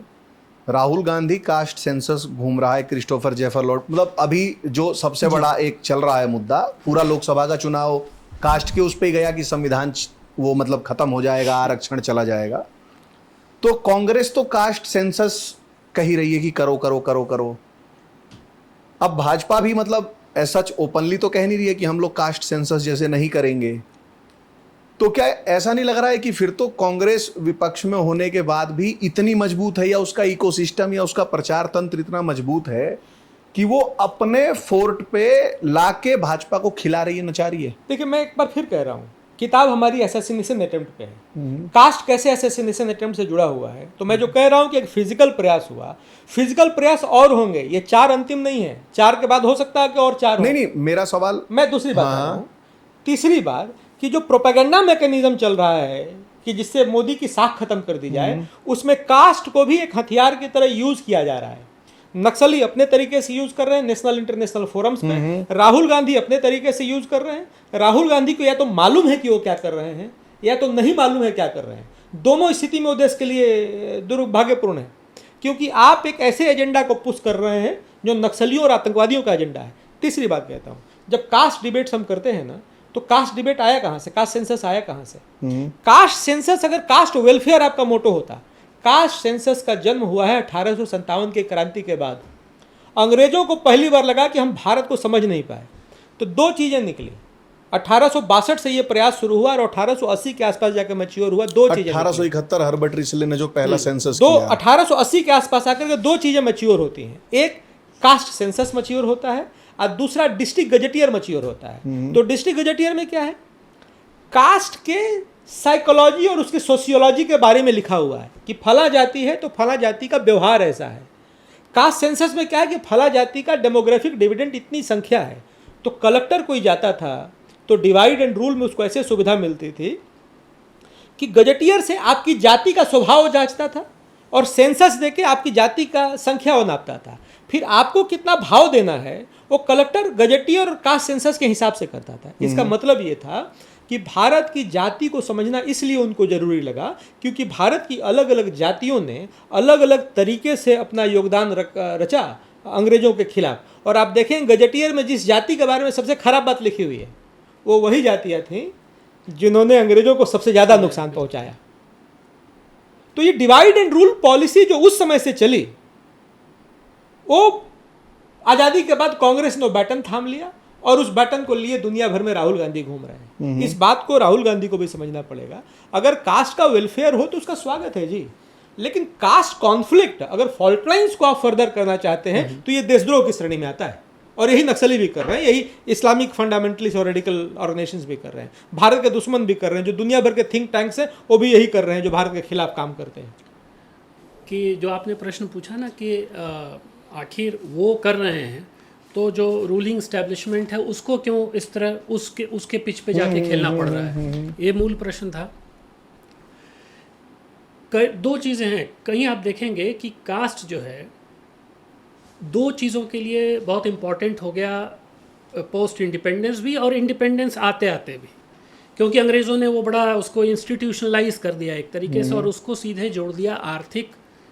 हमें लगता है, मान लीजिए कोई आदमी है जिसको रिजर्वेशन मिल रहा है तो उसको आर्थिक सुविधा भी तो होगी, जब रिजर्वेशन मिलेगा तो उसको आर्थिक सुविधा होगी। तो अर्थ ऐसा चीज़ है आज की डेट में, पिछले 2 जनरेशन 3 जनरेशन से, क्योंकि हम लोग एक इकोनॉमी ऑफ स्कैर्सिटी में रहे हैं। हमेशा हमें बताया गया कि हमारे यहाँ हर चीज़ की किल्लत ही है। ये पिछले 10 साल आप छोड़ दें तो, या बीच में जो भाजपा का ये रहा अटल जी का समय हो, तो हमेशा एक इकोनॉमी ऑफ स्कैर्सिटी का एक माहौल रहता था। तो उसमें क्या होता था, सिस्टम सरकारी सिस्टम प्रोवाइड नहीं कर सकता था, तो लोग कहीं जब ऐसी स्थिति होती है जब आप डरते हैं, मान लीजिए आप ट्रेन में जा रहे हैं, आपको पता है कि सीट मिलेगी कि नहीं, आप टीटी को पकड़ेंगे, ठीक है, और टीटी से बातचीत करेंगे कि अच्छा आप वहाँ के हैं, अरे हम भी वहीं के हैं, अरे हमारे चाचा तो वहीं रहते हैं, बगल में रहते हैं। तो आप उस इकोनॉमिक जो वो है उस, और जो आपकी कास्ट आइडेंटिटी जो आप एक तरीके से इंस्टीट्यूशनलाइज कर दी गई है क्योंकि कॉन्स्टिट्यूशन में है वो, तो इकोनॉमिक और आपकी सोशल आइडेंटिटी एक साथ चस्पा हो गई, ठीक है। अब प्रश्न यही है ना कि अगर वो कास्ट की बात कर देते हैं तो हिंदू कंसोलिडेशन हिल क्यों जाता है, यही प्रश्न है। नहीं, प्रश्न तो मेन ये है कि मतलब जैसे अभी जो बात चली कि जो पूरा भीमा कोरेगांव था वो दलित्स वर्सेस मराठास, यानी वो ब्राह्मण्स वर्सेस दलित्स, पेशवाओं को महाराष्ट्र में, मुझे कोई इसमें डाउट नहीं है, उनको ब्राह्मणवादी ही ऐसा प्रोजेक्ट किया गया है। मैं पूरा 10-15 दिन देखा है मैंने जाके वहाँ पे, जो भी मुझे एनालिसिस हुआ। मेरा ये कहना है कि जैसे पिछले 3-4 साल से कास्ट जो है वो भी मेन नैरेटिव में चल रहा है जी। कास्ट सेंसस हो रहा है, भीमा कोरेगांव वाले भी वही चाह रहे हैं, ये कम्युनिस्ट पार्टी का जो भी पोलित ब्यूरो भी वही चाह रहा है, पीएफआई भी वही चाह रहा है। इसमें भाजपा का क्या स्टैंड आ जाता है? जैसे जो मैं बता रहा हूं, देखिए, एक तो जब समझना पड़ेगा संगठन को ना, तो ये 15,000 पन्ने की चार्जशीट है ये भीमा कोरेगांव की। उसमें अभी अपने ब्राह्मणवाद के बारे में कहा, तो उसका एक पार्ट है लेटर का, रोना विल्सन को एक सीपीआई माओइस्ट का एक ऑपरेटिव लिखता है कि Dalit sentiments are clearly against the brahmanical centred agenda of BJP RSS, this should be covered into large scale mobilisation and chaos. ये एजेंडा लिख रहे हैं। दूसरा वो लिख रहा है, उस चिट्ठी में ये भी जिक्र है कि cooperation with another major political party to keep the pot boiling. तो जो दूसरी पॉलिटिकल पार्टीज है उनके साथ भी हमारा सहयोग चाहिए। दूसरा मोबिलाइजेशन और क्योस का अंतिम लक्ष्य मोबिलाइजेशन और क्योस है। तीसरा है कि कई कई देशों का जिक्र आता है जहां ये मीटिंग्स में गए हैं इनके लोग, तो major political party to keep the pot boiling, फिर countries like Sweden, London, international Maoist group spread across Europe, Latin America, Asia, Greece, Germany, Ecuador, Bolivia, Chile, Brazil, Mexico, Turkey, इतने जगह है जब वहाँ के जो सेंटर में ये यूनिवर्सिटी में बैठे हुए जो माओवादी हैं ये जाकर के ह्यूमन राइट कन्वेंशन, दलित इशूज, कास्ट डिस्कोर्स, उन दुनिया के अलग अलग देशों में जाकर के ये करते हैं। मैं ये कह रहा हूँ कि जो काम नक्सली लीडर कर रहे थे वही काम राहुल गांधी कर रहे हैं। तीसरा, भारत सरकार जो है क्यों बैकफुट पे ऐसी दिख रही है, उसका कारण ये है कि भारत सरकार ये जान रही है कि ये जो कास्ट केओस या कास्ट सेंटिमेंट को जो उभारा जा रहा है ये ऑर्गेनिक नहीं है, इसके पीछे ताकतें हैं जिसमें यहाँ की संस्थाएं, यहाँ की राजनीतिक पार्टियां, यहाँ जो भारत विरोधी लीगल डेमोक्रेटिक फ्रेमवर्क वाले संगठन हो या बैन संगठन हो वो लगे पड़े हैं।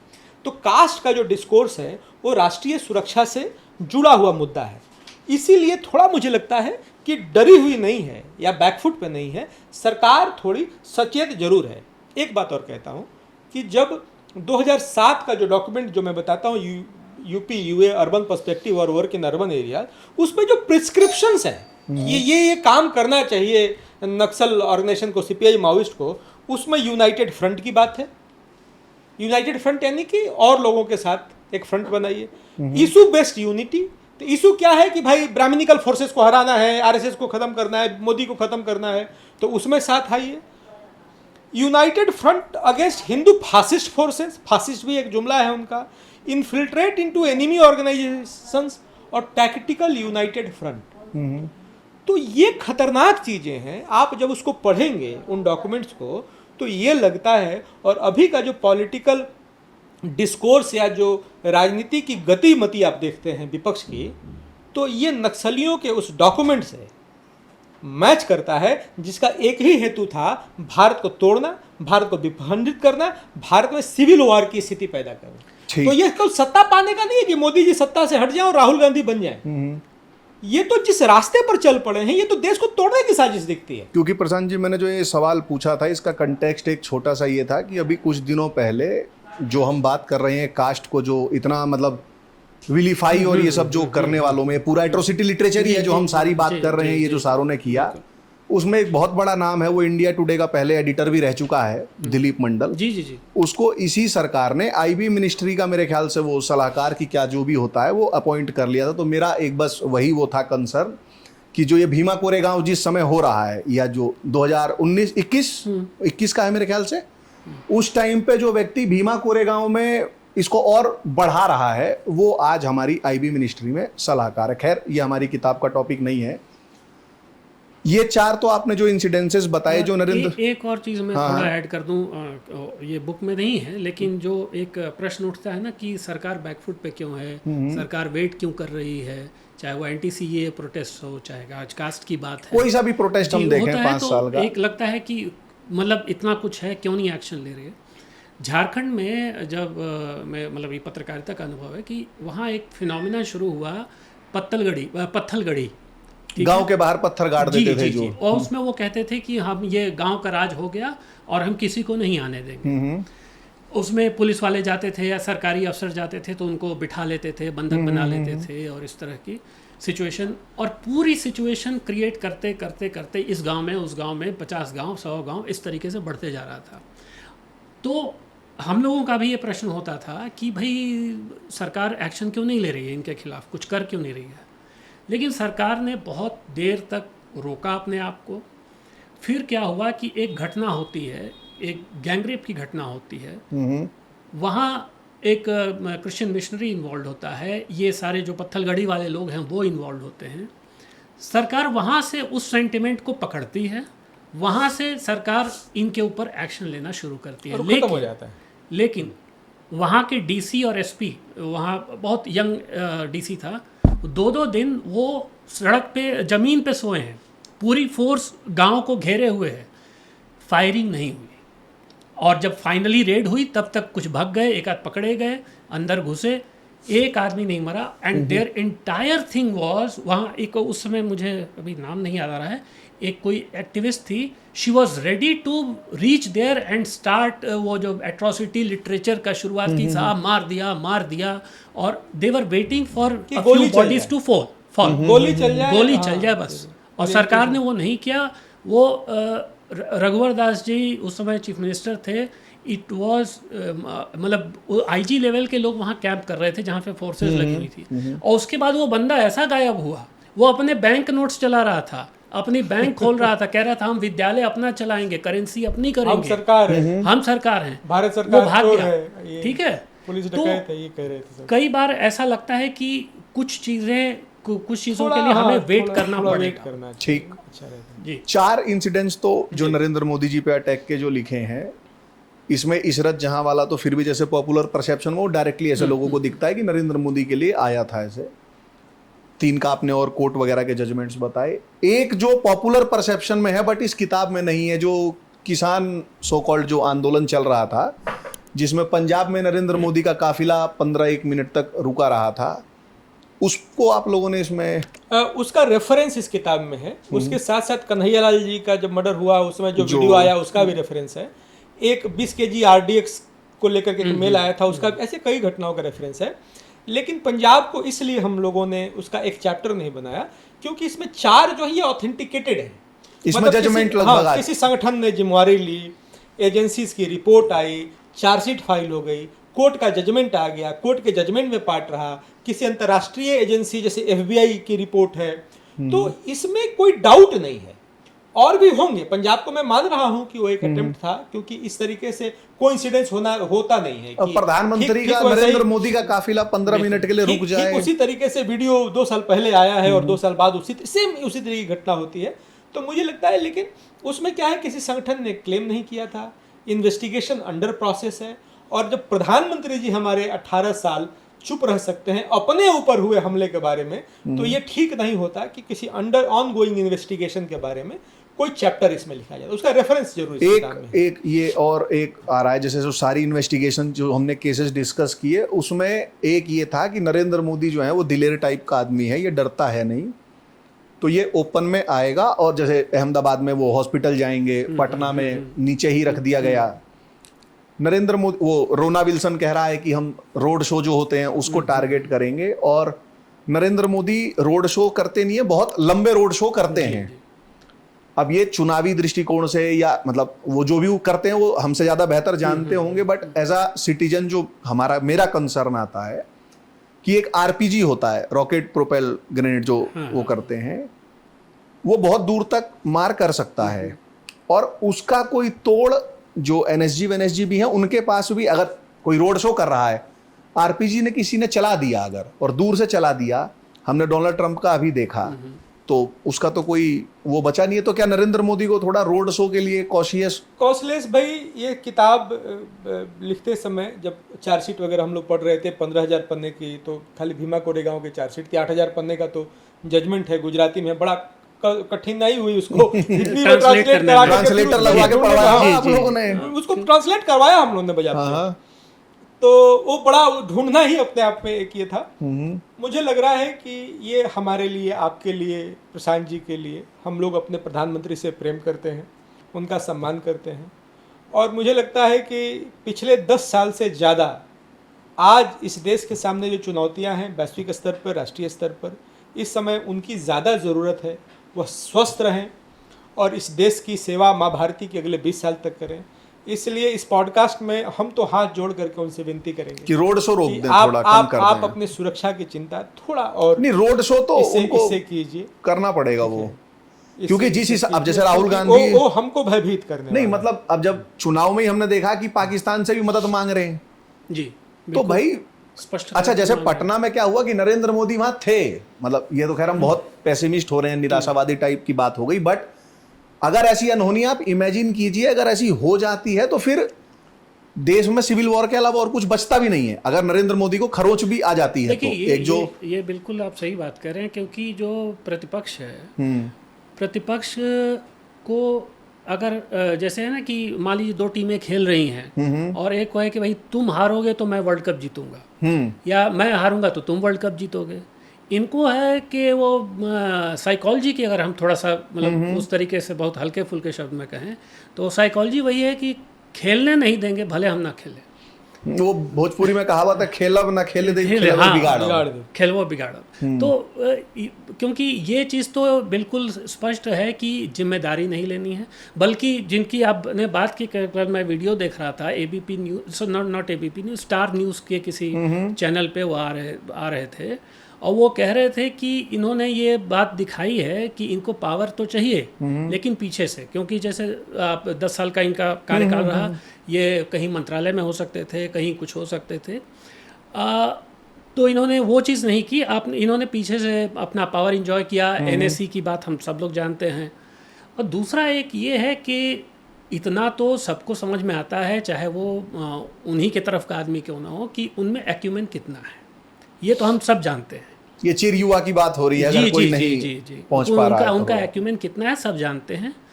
तो अगर हम ये माने कि उनको प्रॉप अप किया गया है, उनको कि एक चेहरा एक सामने खड़ा किया गया है, तो असली खेल फिर पीछे का ही है।